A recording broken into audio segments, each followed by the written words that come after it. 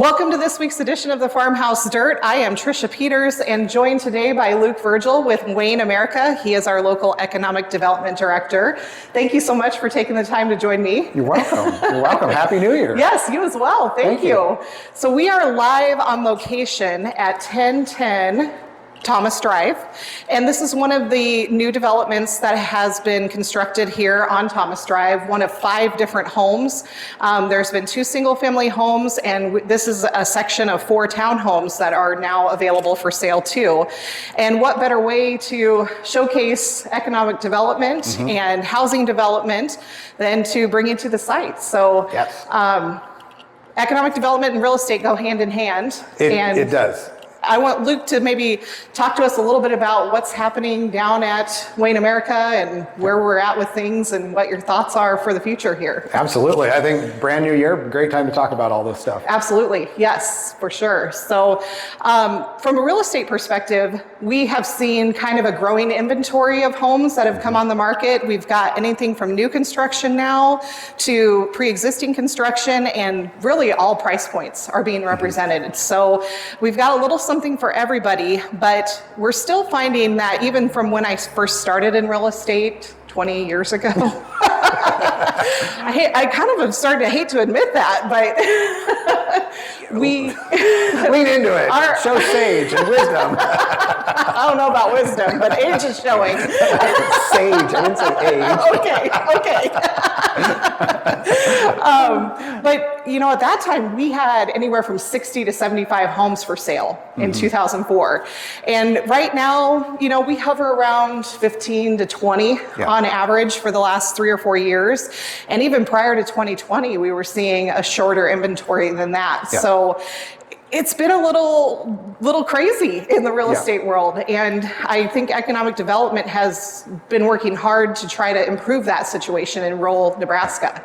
I think that it's a cry across the entire state. We need more housing stock. We need all levels of housing stock. But you're right, they are inextricably linked. I mean, we talk about this in our economic development meetings, where housing is a form of economic development. It's where your jobs sleep. So if you live in a community and you have to commute, your job is living and sleeping in a different place. But here in Wayne, we have a lot of employees that live right here in town, and they're sleeping here, they're making their life here. And so if they're struggling to find housing, it does put a strain on the local economy. It does put a strain on that local workforce. So it's been really cool to see a positive turn after several years of I would say anemic housing stock. And it was so disheartening for some people, where they would come into it, they'd look at the brokerage listings and they'd say, hey, is there anything else? And I'd be like, you're gonna have to start talking to some people that are gonna, you know, maybe they're moving out of town or they're looking to move up the equity chain, but it's not gonna even hit the market. Right. And that was really disheartening, where people had to look under every rock and tree to find a house listing that wasn't even there. Right. So it's cool to see, you know, like you said, that 15 to 20 on the market. Right. I don't know. Somebody told me at one point, maybe is it 10% is the rule of thumb? I don't know if that's accurate for a community our size, of housing stock available relative to the number of owner-occupied houses. Right. Vacancy rate, they're usually around 6% on average, but it's so versatile and it's so changing all the time that you just don't know when your influx is going to come in. You know, it's great for us to see new businesses opening up, but also it's hard when there are layoffs and different things like that to kind of judge what the market's going to do. So it's the ebb and flow. We have to be prepared for virtually anything, and especially in a small community where resources are pretty limited. We have to be able to be adaptable. And so that is probably one of the key points even of economic development is the adaptability of where we need to focus our resources, because you know as well as I do, a new subdivision can take years to develop.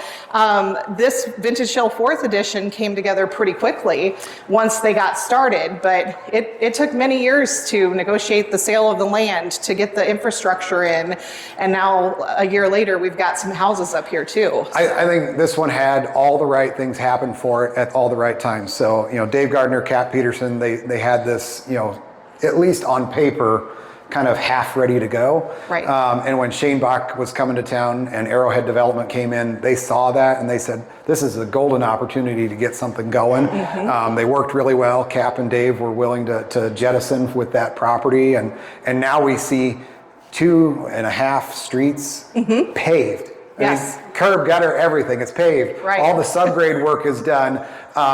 You've got lots that have been built on already. You've got other lots that all platted out, ready to go. Yes. Many of them are sold. Many of them are sold. I think the last time I talked, Shane said something like 18 of the 27 are spoken for. Maybe not officially sold, but they're in the process. That's tremendous for a division this big. 27 lots in Wayne is a huge amount. And it got going that fast. And I give a lot of credit, yes, to the guys that sold it, Cap and Dave, and yes to Arrowhead, but also to the city of Wayne. They stepped up to the plate and they said, we're willing to work with the developer, get something going here, be creative on how do we get the utilities maybe paid for in a different way. Because as a city, we know that we're going to reap the benefits long term with utility payments and property taxes. Yes. So it just took everybody kind of rowing the boat in their own way and all in the same direction. So that was really cool to see. It is. And, again, in a small town, it takes a village to do the things that we need to do here to make this all come together.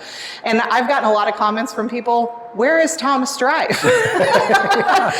There is no street in Wayne. It is not on Google Maps yet, folks. So you do have to get in the car and take a drive.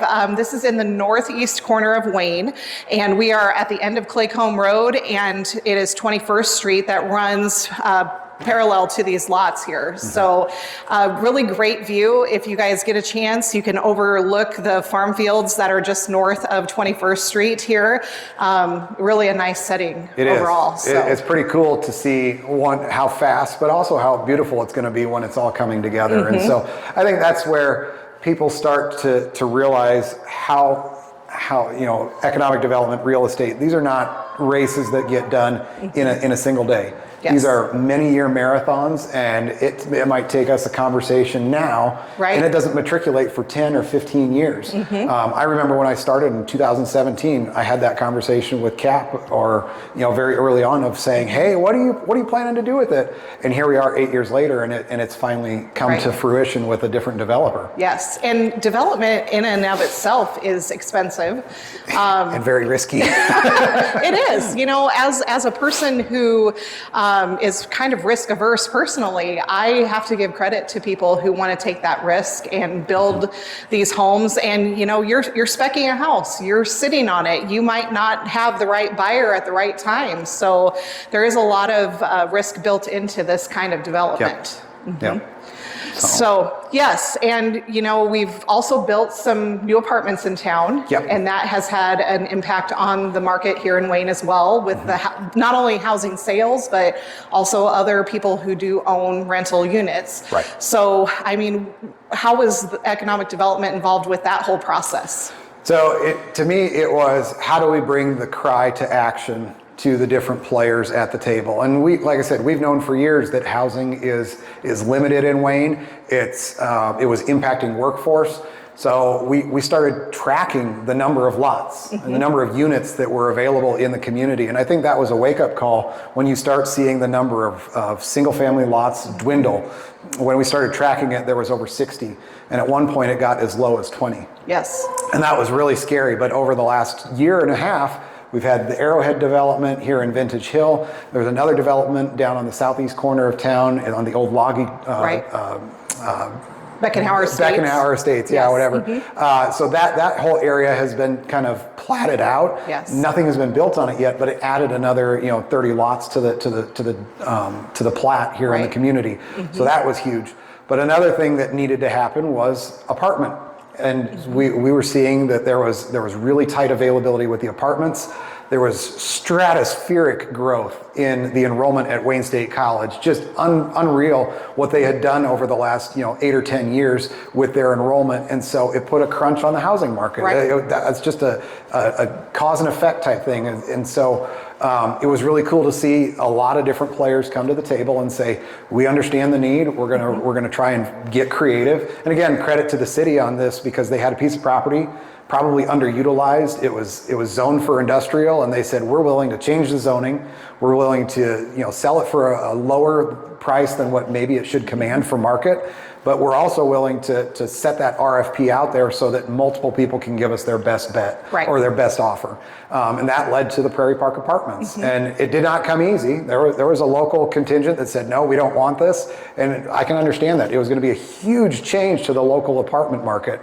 And we've seen that now that Prairie Park has been open for about 2 years. I think they've got a pretty good occupancy rate there. But it has created mobility. When people move to the community, the first thing they ask is, where can I get daycare and where can I get a place to live?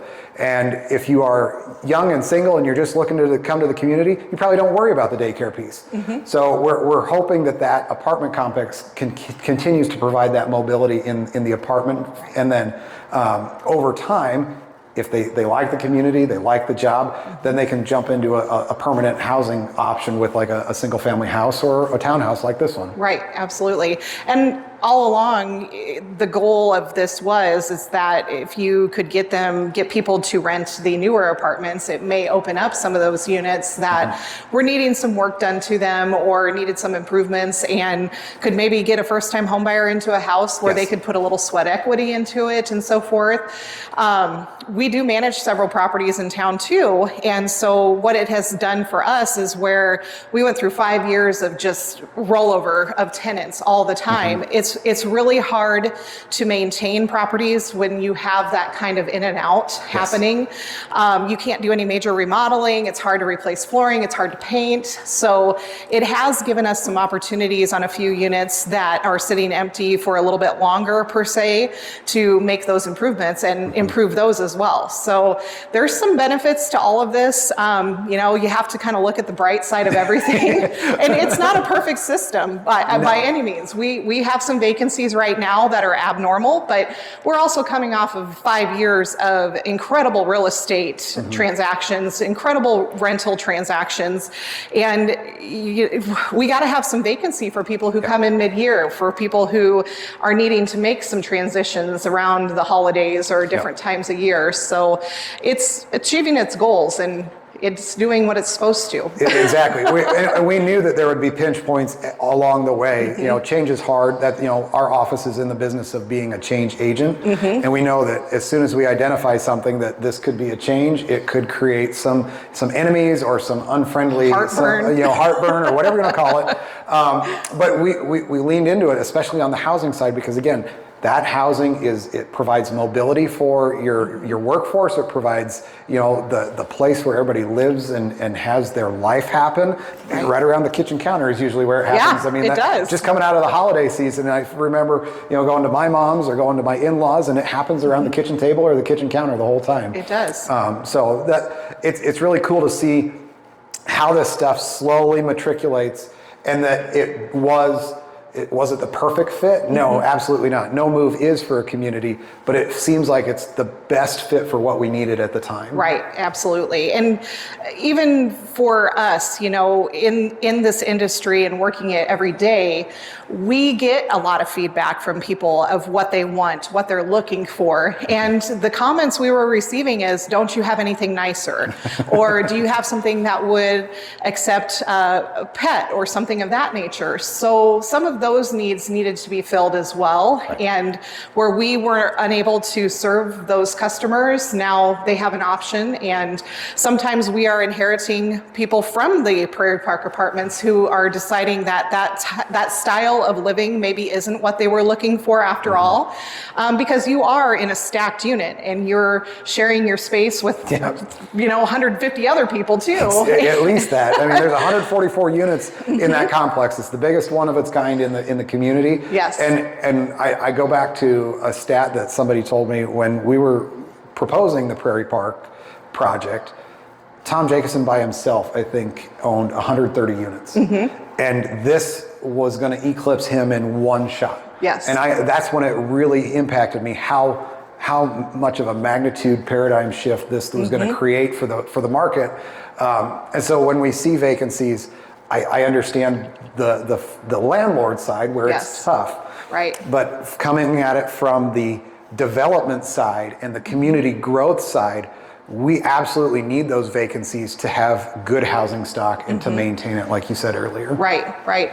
And again, if campus decides to remodel another dorm, for example, what really kind of pushed a lot of this was when Bowen got remodeled, and a lot of the juniors and seniors were sent off campus to find housing. And so that is where we really started to feel a real big pinch with the rental markets. And it just kind of carried over because those juniors and seniors were like, well, we really kind of enjoy not living on campus, you know? You do have a little bit more freedom. And so it's kind of a combination of all different factors that played into that. And we're adapting. We are. So. Yep, it's a fluid, moving thing every day. So real estate's really interesting that way. But, you know, when there's, like what we talked with the vacancies, there are some programs that are out there that can help. You know, we talk about, you know, with Wayne Community Housing, our office helps administrate with that program a little bit. There's two big programs that can really help. One is the Rural Workforce Housing Fund. There's a lot of people that have used it for down payment assistance, but there's a whole other side to it with rehab and new construction funds that can be utilized to get existing housing stock updated, or you can go and build a brand new house from the ground up. There's some parameters that you have to fall in as far as how much you can resale the house for, or how much the value of the improvements have to be. But we've seen different sides of this. We've seen several construction projects happen. Most recently, J5 Rentals put one up down in is on 4th Street, Jackson Street neighborhood. And then Amy Schweers put one together on 11th Street. She did a flip on the renovation side. So we're seeing that program utilized, and we want to see that money revolved out as soon as it comes back in. So if you're out there and you're thinking of something, you know, give us a call when we get something available. We'll try and put you on the queue. Exactly. The second one that the office has is what we call the Housing Purchase Rehab Resale Program, or HPRR. This has been less utilized just because the program guidelines are very strict. It's based on income, and it's based on the sale price of the house, and then how much renovation you do to the house before you kind of get to that upper end of the price point range. And so we haven't seen it as prolific because, you know, house prices have been kind of crazy. They have, and unfortunately, the program guidelines haven't kept up with our average purchase price for homes. Some of these programs work really well in smaller communities that are outside of Wayne, maybe like Carroll, Windside, where the prices have not quite appreciated as much. But also, you know, there's just circumstances that play into a lot of these things, and there has to be funds in the account too. And as those are used, unless they roll back into the account when somebody sells their house or repays the fund with whatever they've borrowed, there's maybe not very much there at the time to give out. So it's all a revolving door, so to speak. Well, I think, you know, we get a lot of asks at the office, what grants are out there? And unfortunately, there's not a lot. And that's just kind of the nature of the beast right now. The federal government, state government have both constrained a lot of those direct grant programs. The stuff that our office manages now is primarily a revolving loan. So as the funds get repaid, then we can revolve it out to the next applicants as long as they qualify. Yeah, and that Rural Workforce Housing Fund is a really great resource, particularly if you are a general contractor or if you are an individual who is looking to maybe build your own home. You can use those funds as your primary source of construction funding. And it costs 1% to use the money. Basically, there's like 1% user fee. Don't quote me on that. Last we knew. We'll just say that relative to the commercial or to the residential lending rate for a construction project, it's lower, but you can only use it for construction costs.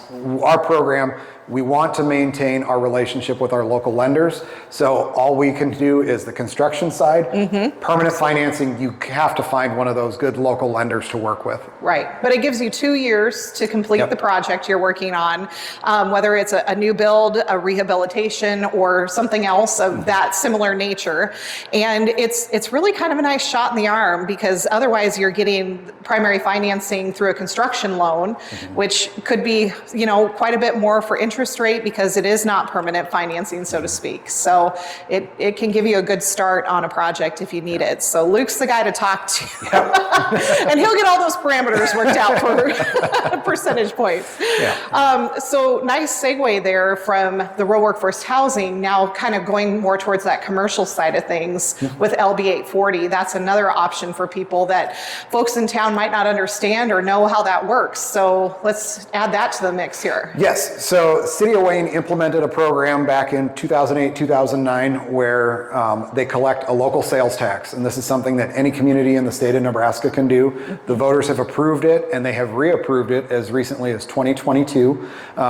The official timing on it was July of 2024 is when the sunset was supposed to happen. But because it was voted and approved, we're continuing forward with it. So a portion of that sales tax goes into a fund for the city to loan out to businesses trying to get going, or if there's a transition happening, or if they're doing an expansion. This is a really powerful program. We've seen interest rates as low as 2%. In very rare cases, 0%, but I always advise applicants never ask for 0%. Council prefers to get a little bit of money back on this program. But we can do up to half of a project cost. We look at the very top level holistic picture of what that project might be for a cost. And then we put together, that application package. We need a lot of data, so if you're uncomfortable sharing some of your business data or your personal financial data, this program is not for you. But if you're not sharing that with a traditional lender, then I don't know how you're getting the money in the first place. Right. And again, this is not meant to replace our traditional lenders. This is to partner with those traditional lenders. We consider it a gap financing program. So maybe you're struggling to get that last 20 or 30% of the project cost. This is a great program to plug into. The lower interest rate has been very appealing. We've seen a ton of popularity with this program since late 23 when interest rates started to normalize to more historically average levels. Right. But we were in suppressed interest rates for 20 years, so it was hard for most people to understand that. Right. But we are seeing a lot of interest in it, and to council's credit, they have given out a lot of funding over the last 7 or 8 years of this program. For every dollar that they invest, it actually spins out $5 of overall investment in the community. Wow. Which is really impressive for a small. Sometimes I feel like we're just one little cog in the larger machine for business development, but it does make a huge impact for certain businesses. So we've seen a lot of different business types. We've seen retail, we've seen hospitality restaurants, we've seen manufacturing. Just pretty much the whole gambit come to us with some interest in the program. It is all based on availability. So if there is $500,000 in the fund and you need that much, you can request it. Doesn't mean you're going to get it, but you can request that full amount. If there's $100,000 in the fund and you want to request that full $100,000, we can accommodate that request. Again, it doesn't mean that you're going to be granted that request, and it doesn't mean that you will get the full amount. I mean, we haven't reached that situation yet, but there might come a turn where council says, we're going to pump the brakes. We've seen our investment level be really, really positive. Let's see if we can stretch that in not a 5-to-1 ratio. Can it be a 6 or a 7 or a 10-to-1 ratio? Right, exactly. So, and there are some circumstances where you kind of have to balance out what's available with when the timing of your business purchase might be. Correct. So there's been some circumstances where we've maybe had to push back some opening dates and things of that nature to allow for that fund to get replenished or to receive some payback so that you could then again release more money. Right. Yeah, and it's a revolving loan, so we get a little bit of new money every month with the sales tax disbursements from the state of Nebraska. And then we get a consistent repayment amount every month that is something that Beth Porter, finance director at the City of Wayne, and myself, we track so that we can kind of give projections to our business potential applicants if they're interested. But it's all about what's available. And if there's $0 available, you will be forced to wait a little bit. Absolutely. And you can use that for business, real estate acquisition. You can use it for startup costs. What else can that be used for? We open it to a lot of different opportunities, but my advice is if it's a real estate transaction, you're probably a higher quality loan applicant than you would be if you are just buying fluff or blue sky or even equipment and inventory. Our guidelines are pretty explicit. It gives us a 5-year repayment window if it is equipment and inventory or the blue sky. Sure. If it's a capital acquisition like buying a building or buying a piece of property, you get a 10-year repayment window. And so it becomes a little bit easier for us on the security side of that loan. Right. All of these loans have to be secured. It's not just a good faith, handshake. Right. So the city will take a deed of trust against a property, and that's the most efficient. If we have to do a UCC filing where we categorize and quantify all the equipment and the inventory, that gets a little bit more, into the weeds, but we can do that. But our preference is absolutely the property transaction. Definitely. And that's where when we say total project cost, that's the key phrase, because you can have a project that includes the property acquisition, the renovations, buying inventory and the equipment for your business. And so if you total all of those up and then we secure it with the deed of trust on that property, you can use the funds for any of those things, but it's all going to come back to that deed of trust on the property. Right. And we'll, depending on how the loan and the whole package is structured, the city is willing to take a second position. Yep. And so there's a lot of businesses that they get their traditional lender that will be in first position because they have the largest or an equal to amount of the city. If the city's the largest amount in the project, then they're going to want first position. Right, absolutely.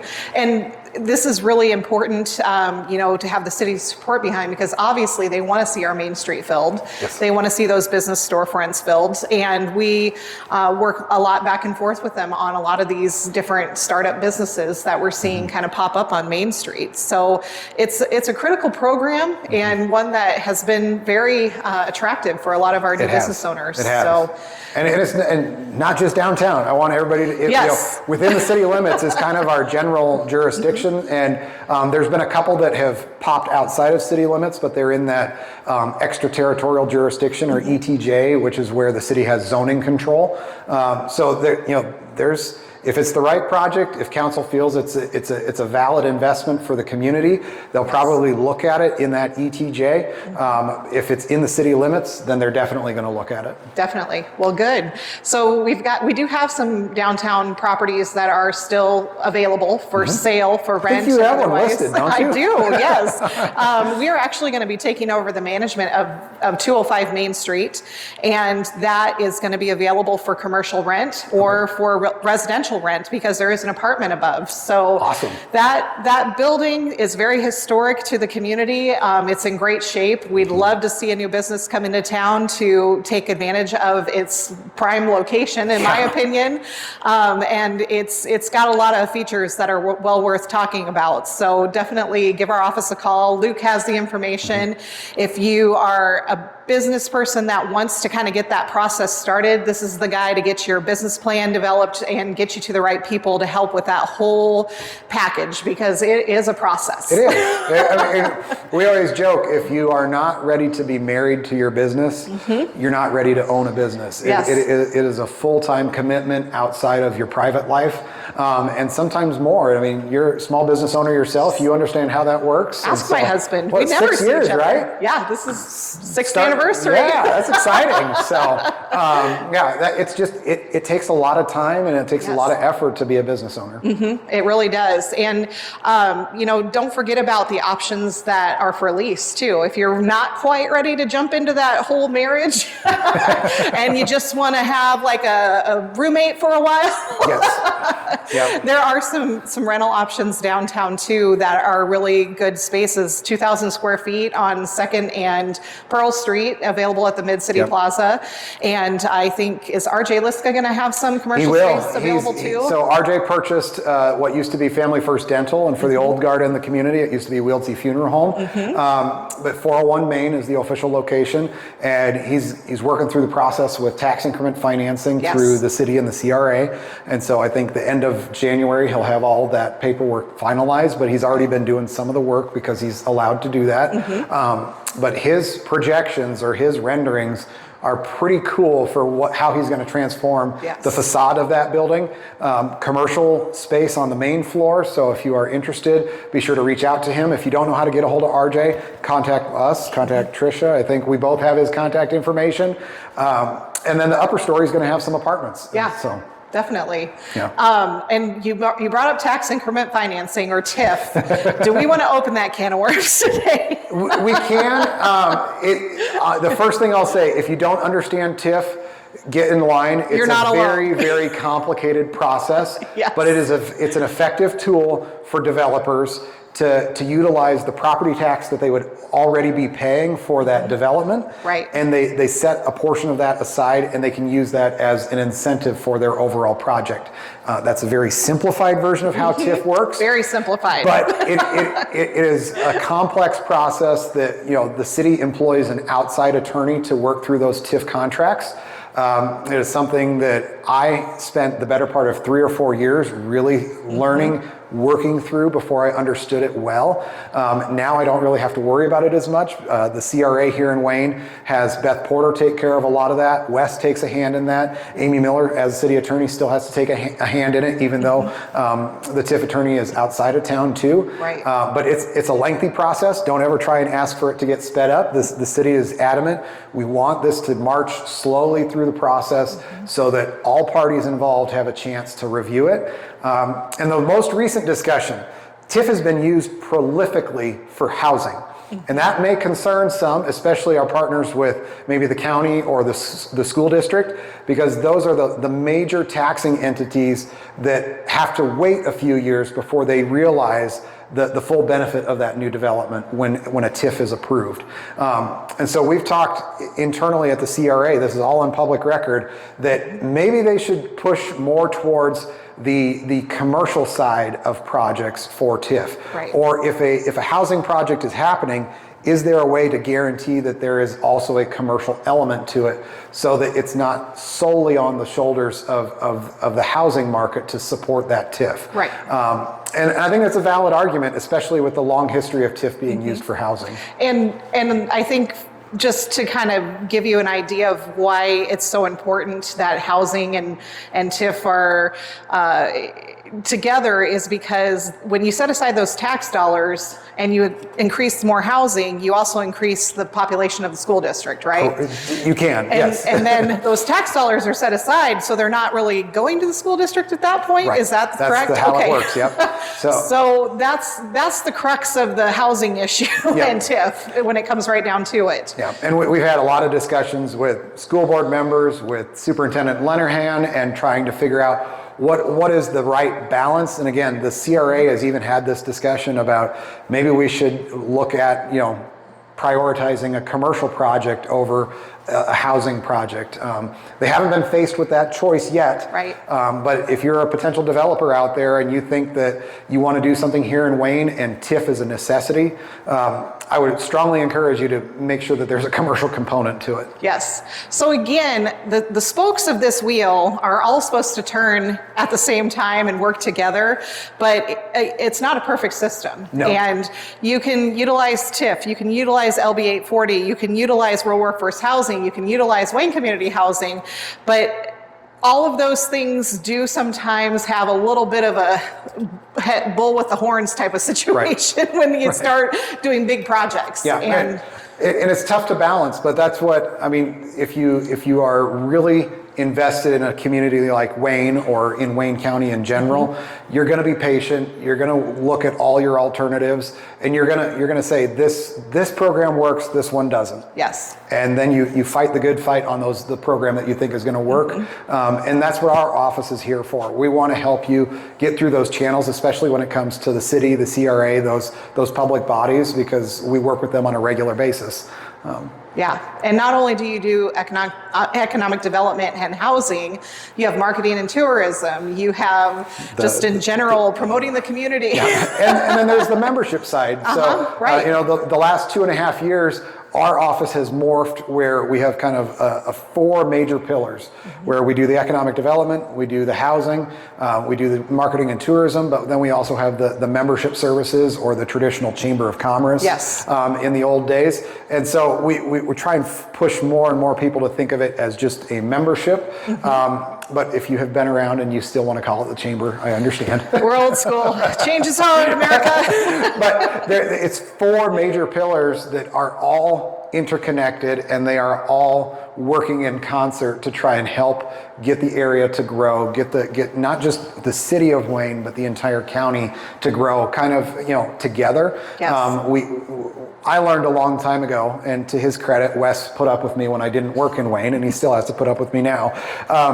But he told me a long time ago, regionalism is key. We have to work with our partners, whether it's a Wakefield or a Laurel or even a Norfolk or a Sioux City, because we are all interconnected in our local economy. And there are people that will never work in Wayne, but they want this to be their home. And there's vice versa, where people want to live in Wayne, but they are never going to work here, and they're going to commute someplace else. So how do we create that holistic environment for everybody to kind of coexist? Absolutely. And also along those same lines, where do you see things going in the new year here? Oh, if I had a wish list, I mean, there's a couple of things. It'd be great to see more hotel beds. We've had a really good run with Cobblestone, but we see kind of the limit of their capacity with the number of rooms in the facility. I'd love to see some more development along the Highway 35 corridor. Kind of one of my personal pet peeves is when there's houses right up against the highway. And I'm not going to go, bulldoze stuff. Just, that's not how I can operate. But it's just, if there's an opportunity, we've identified that and said, hey, maybe this should be more of a commercial zone, and maybe that's where we can have more forward-facing businesses. I'd love to see a lot of those vacant commercial properties on Main Street and on the side streets get filled up. We know that RJ's project is going to take a little time, but the 205 project, I'd love to see that one get filled sooner rather than later. Is it 214 Main? I know that there's been a vacancy there for a long time. When can that get filled? Magic Walk was recently listed by Property Exchange. It'd be interesting to see what goes into that one. There's a lot, but there's always somebody new. I mean, there's just a recent sale on Main Street. Kara Luberstead bought into a property for a hair salon. So, I mean, there's all kinds of cool stuff happening. So. Absolutely. And I'm glad to hear that. Do you have any further things that are going to be happening in your office in the new year? Or are you able to say? We can say, yes. 2 things. So last year we spent a lot of time listening to our stakeholders, surveying, interviewing, doing a full board retreat with the board and some stakeholders. And so right after the first of the year, we're going to be rolling out our strategic plan for Wayne America Inc. A lot of effort went into this, a lot of time, but with an external consultant helping us get through that process. The gal's name is Kayla Schnelly with Mission Matters. She did a phenomenal job guiding us through that process and getting us to the point where at our January board meeting, we're going to vote on a final strategic plan and then roll it out for the public. So that's really exciting to give our team some direction on what are the biggest priorities over the next year and the next 5 years. So we have a 5-year strat plan. Year 1 has specific targets, and then every year we're going to reassess and what's the next year going into that. Absolutely. The second big thing is we had a transition in one of our team members back in August, and so we're finally to the point where we're ready to announce that we have a vacancy and that we're going to be taking applications through January 16th is kind of when we set the date that we want folks to get stuff turned in. So this is for an assistant director of housing development. This is the person that works a lot with Meadowview Estates, works with the rural workforce housing program that we discussed, and then the housing purchase rehab program that we discussed. Fantastic. That's awesome. Yeah, it's exciting to bring somebody new into the team. Yes, it is. Well, we really look forward to working with you in the new year, and I'm excited for the new year. All of the analysts at the big DC offices are telling us that housing prices are going to increase another 4% in 2026. So I don't know if that's great news for anybody, but But I mean, I think it's positive to hear that economically speaking, everything is going in the right direction, and that is up. Yep. So the funds are available if you need them, and there's access to assistance if necessary to help guide you with a business plan, to help find you a home in the community.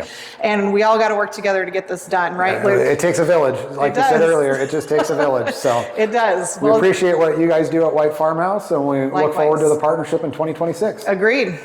Thank you so much for joining us today. Welcome. And thank you all for tuning in. Happy New Year and welcome home.